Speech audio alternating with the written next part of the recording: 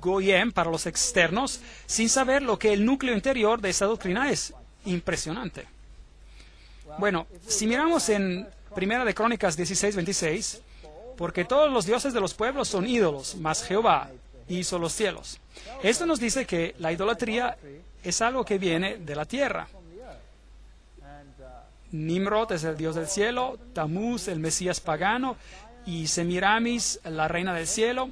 Todos estos encuentran su origen en Babilonia.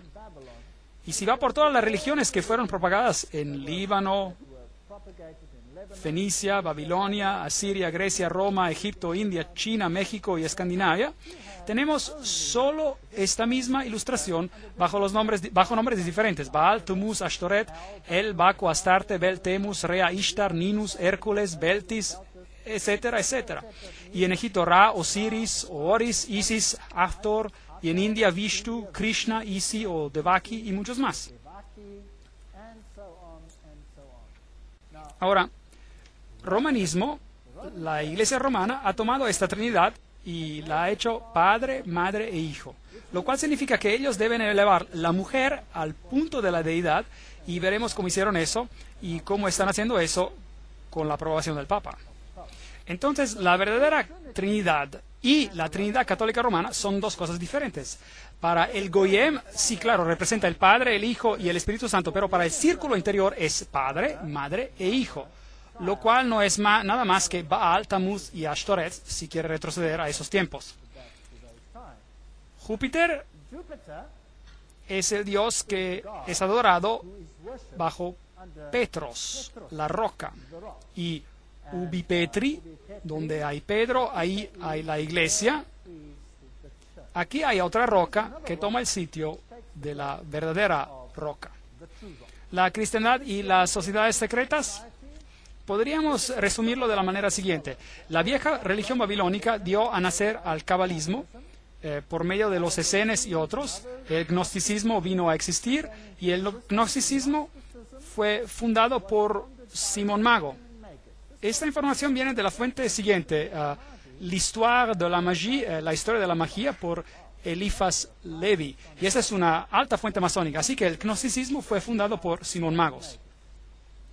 Luego, este gnosticismo, con su doctrina secreta, fue eventualmente, a lo largo del tiempo, por medio de muchas organizaciones intermediadas, llevada a los caballeros templarios.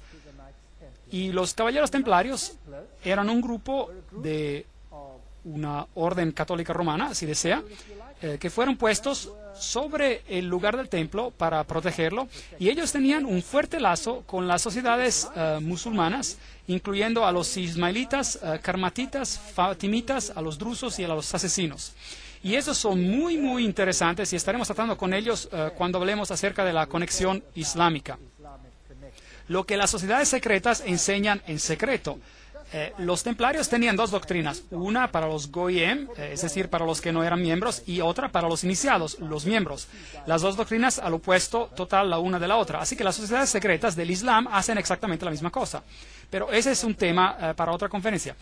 Ahora, los templarios tenían su información secreta para los iniciados, inculcada en los rosicrucianos y los jesuitas.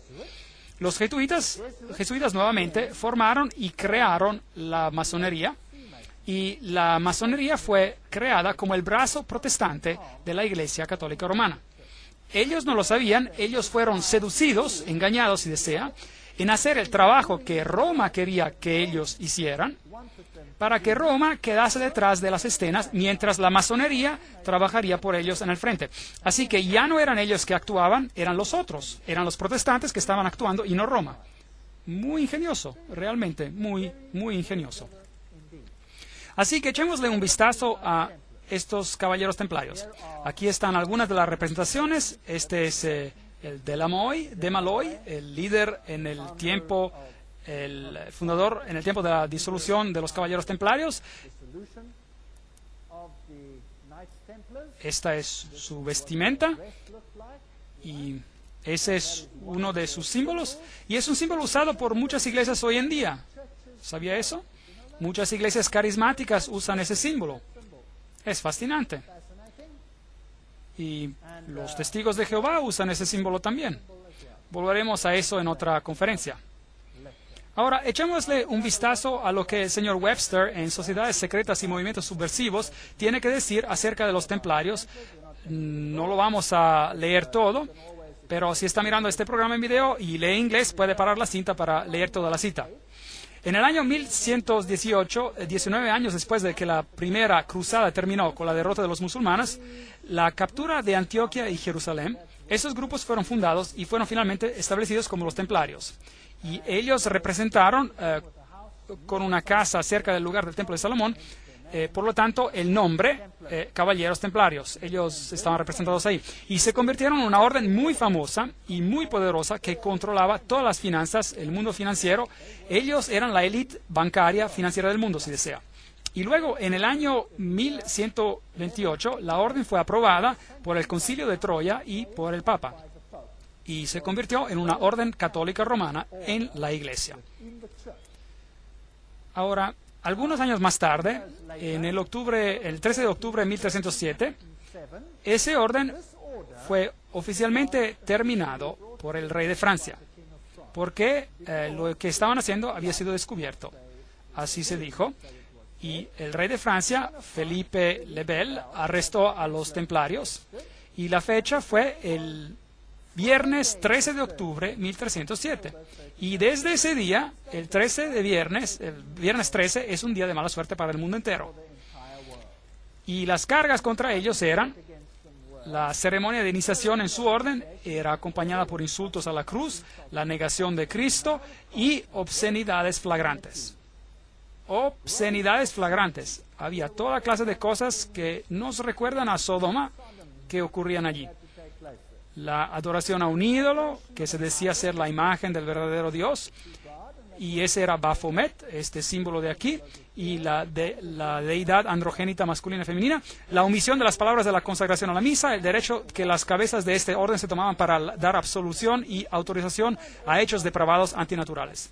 Entonces, ellos tenían que maldecir a la cruz, pisotear a Jesús, jurar alianza a Baphomet y probar esto con una depravación antinatural. Ese era un crimen muy serio en aquellos días. Entonces el líder fue sentenciado a muerte, pero la orden no desapareció. Pero el Papa fue muy reacio en admitir que las cosas estaban así. Los rituales masónicos incluyen referencias a los caballeros templarios.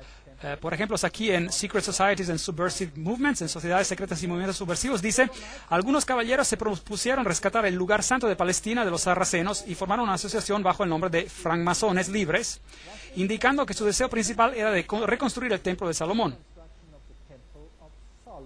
Y se escucha mucho acerca de la reconstrucción del Templo de Salomón hoy en día, y la historia de Israel y de todas esas cosas interesantes. Ahora, entremos un poco en la historia. Los estoy llevando a este hermoso palacio. ¿Dónde crees que es esto? ¿Dónde creen que es esto? Es en Jerusalén.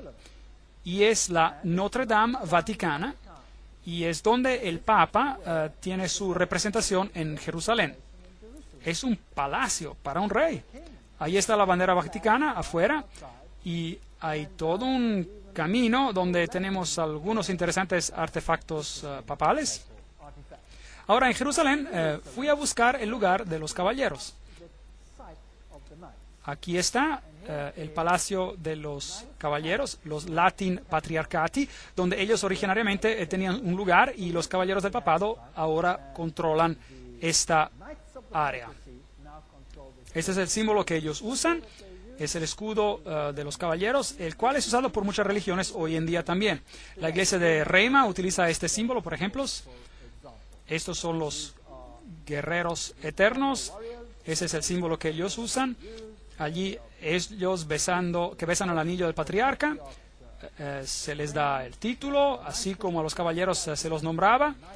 Y ellos nombran a banqueros muy destacados y a individuos de la misma manera destacados. Dentro de esta iglesia tenemos, por supuesto, la estatua de Júpiter, como Pedro. Noten que el pie está bien besado.